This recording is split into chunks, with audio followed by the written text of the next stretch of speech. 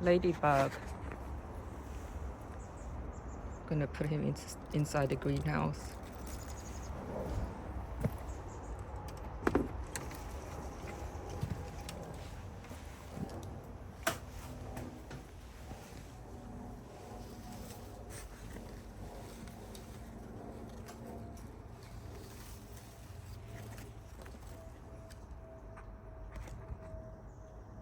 Good luck. So how will it get pollinated if I cover it up like this? So the idea here for me is to basically it's a temporarily do it for a couple of weeks or maybe a week or two to get past through this period of right now powdery mildew is basically they love this type of conditions, right? It's cool and wet, moist, cool and moist, not wet, cool and moist, and they love it. This is like perfect conditions. Looking at the forecast, there's no more frost for me, and it shows, look at this is sweet potato, and it's basically putting out new growth from the vines. So basically spring is here. So it's coming back to life. So a lot of stuff are starting to come back to life. This is tomato is flowering here. That's interesting over the winter. And back to the powdery mildew. So look at this is a chayote. So here, this is powdery mildew right here. Okay, so it has a lot of here too. So these spores, I'm gonna basically remove these leaves after this videos. There's a whole bunch of it, of powdery mildew, and basically I need to remove them immediately so that they don't contaminate the rest of the other trees too. Oh, the other plants. You see here, this is a powdery mildew. And you also, I guess the other thing that I'm paying attention to right now, which I wasn't before, are these little bugs here, these white mealy bugs. So you need, basically I need to remove them. In the past, I just let it, I didn't do anything. And what happened is that these will grow into an adult stage with wings. Black little bugs that will fly around. So remove, kill them, immediately. See, looks like that Cherimoya there is almost ready to harvest.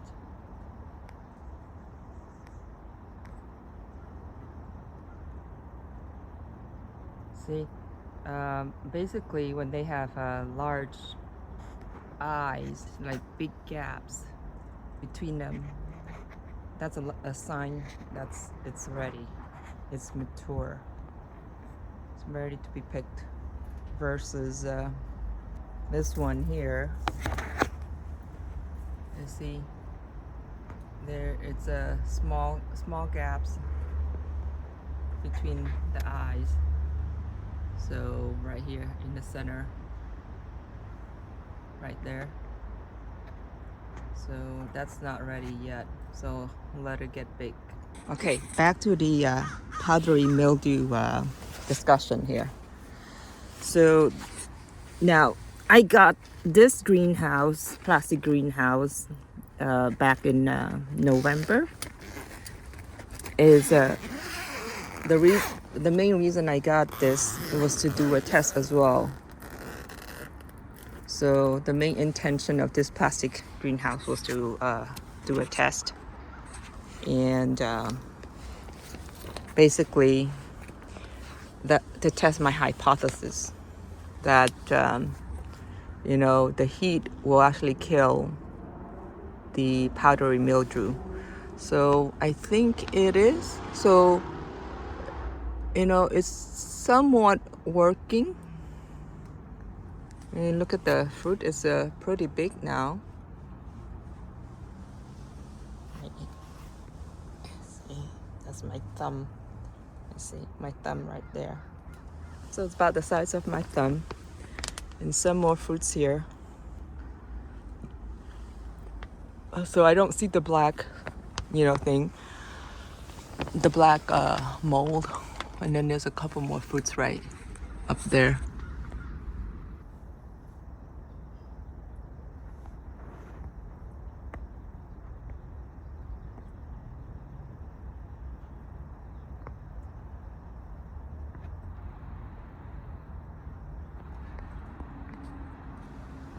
So it's a few more down there and right there too.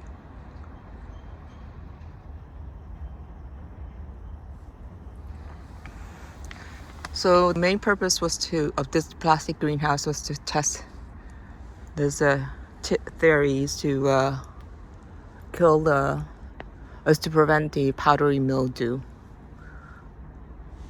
So basically, the leaves looks nice and greens in here. So it doesn't have those black. So this here is a sunburn. I guess it could get too hot in here when the sun comes out. So I think it's a good result so far. So I can't say 100% yet. You know, so that's the reason why I want to conduct more studies with these bags. Oh, with this method. Plus, I think the bagging here method here will basically be. I need to do some more, you know, cover up some more because I didn't have time when I did this. So with this bagging method too is that it will actually prevent. It's basically will compartmentalize the problems, right? So it's think of it as like, you know, those movie like Aliens, Residential Evils and all that stuff. You know, when they're out in the spaceships, they have compartments, and then you know, you push the button and they'll basically you know, close the doors and compartmentalize, you know, try to block off, right? Same thing, because imagine if the powdery mildew is in one of these flowers. If I do this, it's contained in this flower, in here, and it won't spread to the other tree as much, other part of the tree as much. So it'll compartmentalize the problem from spreading. So, and then secondly, if the heat works, it will kill it inside the bag. So I will have to do some more bagging here too. So the question, back to the question, is how will it get pollinated? So it's a really good question. I'm glad the subscriber asked me about this, because I didn't really think about it that much about that part, because I just want to temporarily you know, block or kill off this powdery mildew for a few weeks, and then I'll be checking. So here you can see, you know, Yeah, as the flower, some of these, as the flowers get bigger and bigger, they'll grow big, right? So this bag might be too small, so I might have to upgrade to a larger bag.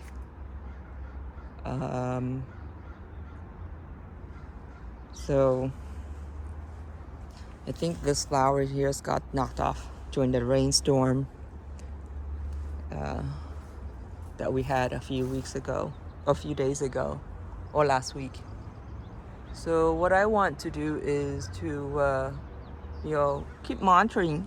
So you can see here somewhat through the plastic. So the problem is, the main problem I'm concerned about is the heat.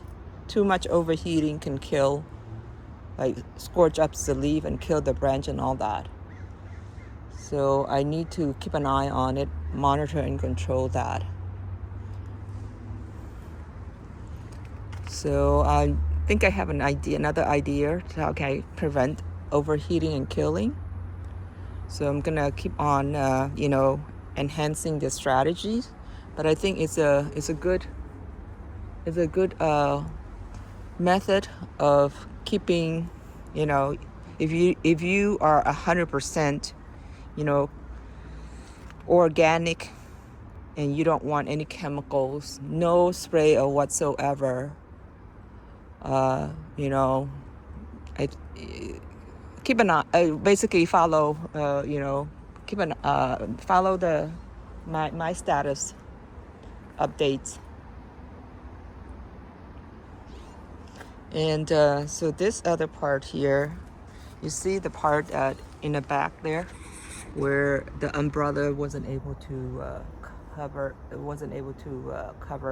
the entire trees, and that got rained on last night, and you see that it got wet on the plastic, but that's just outside, so the flowers doesn't get impacted. Whereas this one I didn't cover, you see, which I should have, but I didn't have time, is gonna be, I don't know, might have a problem later, but I'm gonna cover it. But so for the last few years, especially last year, powdery mildew was so bad on this tree, but I still managed to get a couple fruits from it.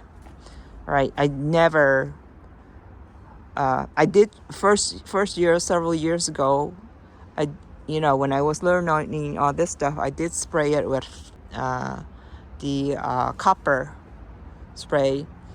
And then I did it once. I don't know whether it worked or not, but I decided not to do any more, spraying on any of my trees.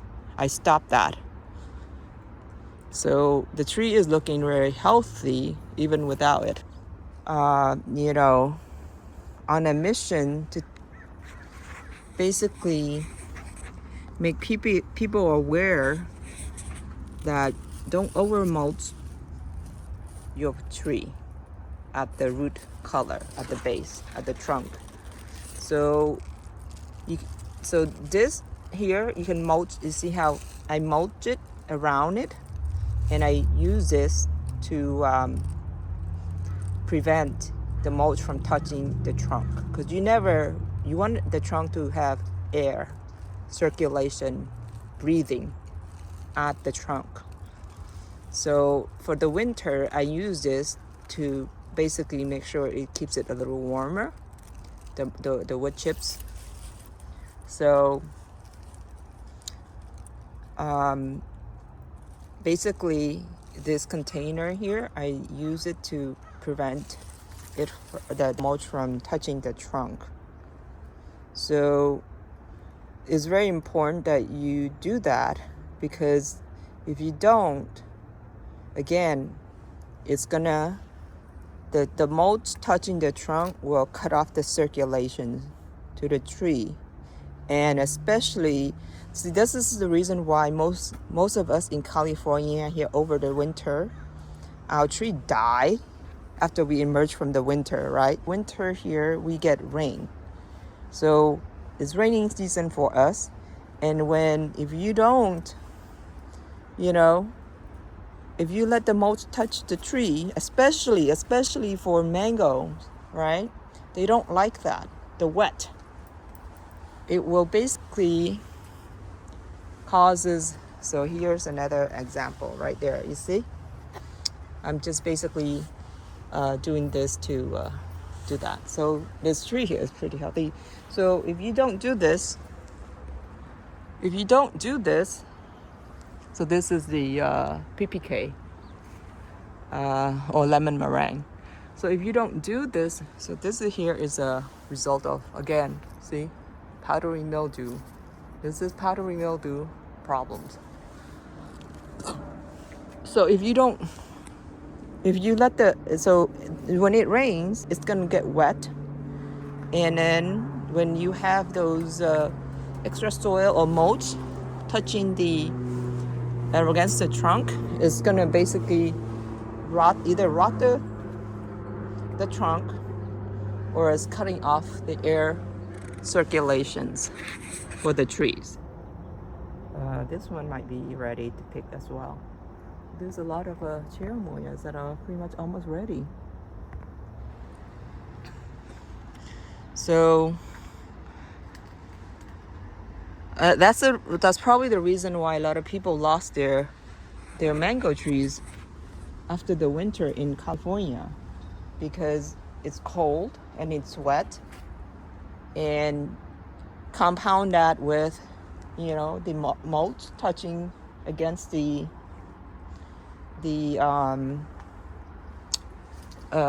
trunk of the tree. It basically you know, gonna kill off your tree. I was thinking that that if I pile the mulch high against the trunk of the mango tree, I can protect it and keep it warmer over the winter.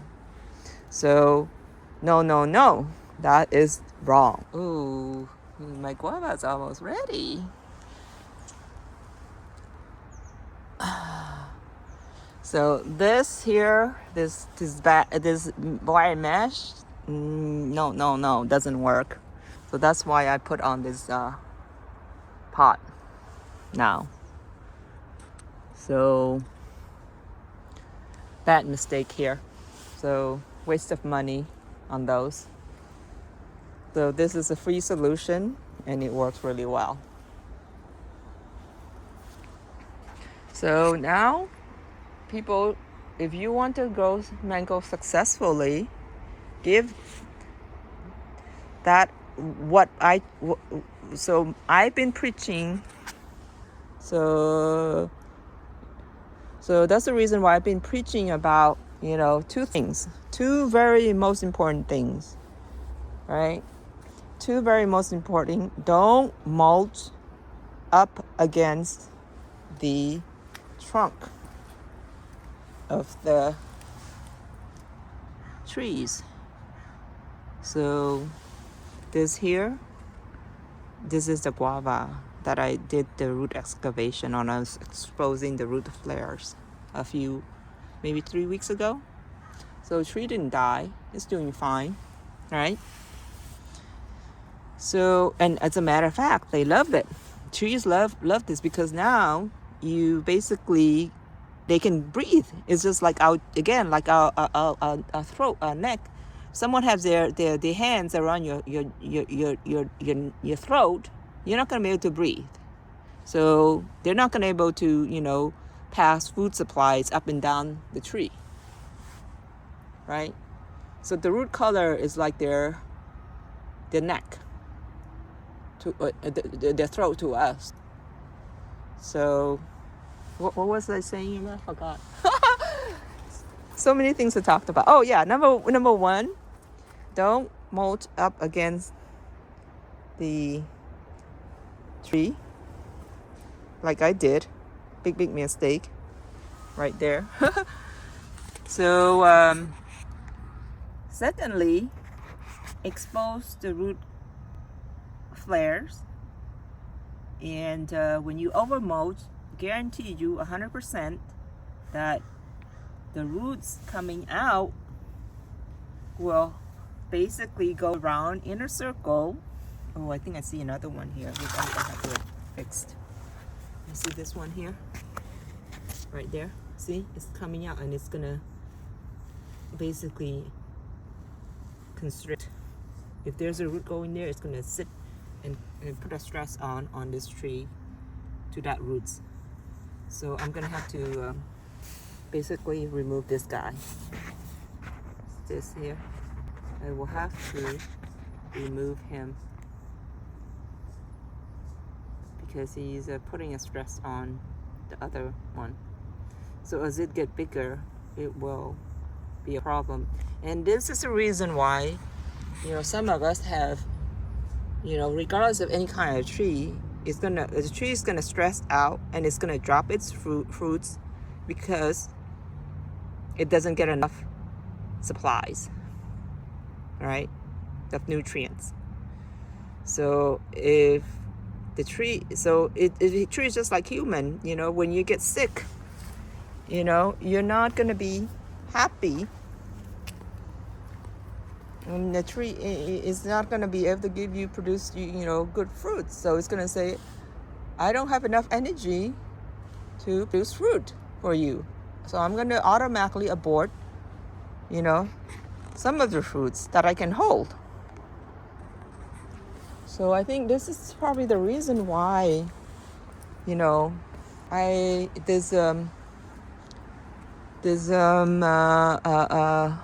white sapote tree also, you know, I got flowers and it developed baby fruits, but then I noticed that they were dropping. It was like I end up with zero fruits, absolutely zero fruits. So now I noticed, I was checking, and then I did cut off a couple of roots that were circulating around. Oh, here's a good one. You see this root here? It was like this. It was like this. And I basically, you know, see it put a stress on it, and I cut off because it was circulating, and I just basically cut it off to relieve the stress. So I'm gonna have to do something about this too, because see, it was going like that, putting stress on the tree.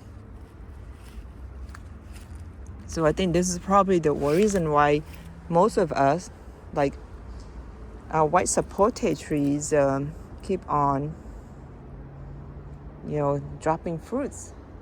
Because 2 years, 3 years in a row, that's what it keeps doing. So I never pay attention to the root color problems in girdling roots until, you know, a couple of months ago. So I'm gonna have to dig some more and dig a little further down to see if there's any more of these girdling roots, because I think that's a major issue. So I think most likely there is, because right here again, these lichen here is a sign. This is a sign that tells me that the tree is not healthy and it in distress. So again, trees is talking to you or to me. It's like, save me, save me. You see, those are lichens. Okay.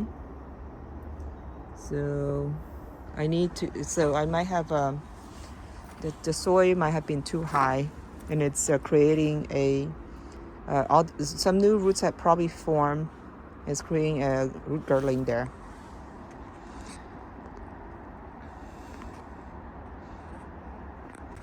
This chive is so beautiful. So 0 chemicals. The only thing fertilizer I did was a chicken fertilizers and some special homemade fertilizer that I made from my garden. Basically fruit scraps. So I'll share videos of that soon. See, it's beautiful. See how big it is? Nice and big. Ooh, I'm gonna make stir-fry tofu with it. delicious. Sounds delicious. Look at that. So now the thing with chive is, the more you cut, the better it is. I mean, keep trimming because it will make it into a thicker plant. So it's just like you know, us having a haircut, right? So the more we trim our hair or cut our hair, the thicker it is. Beautiful, delicious chives.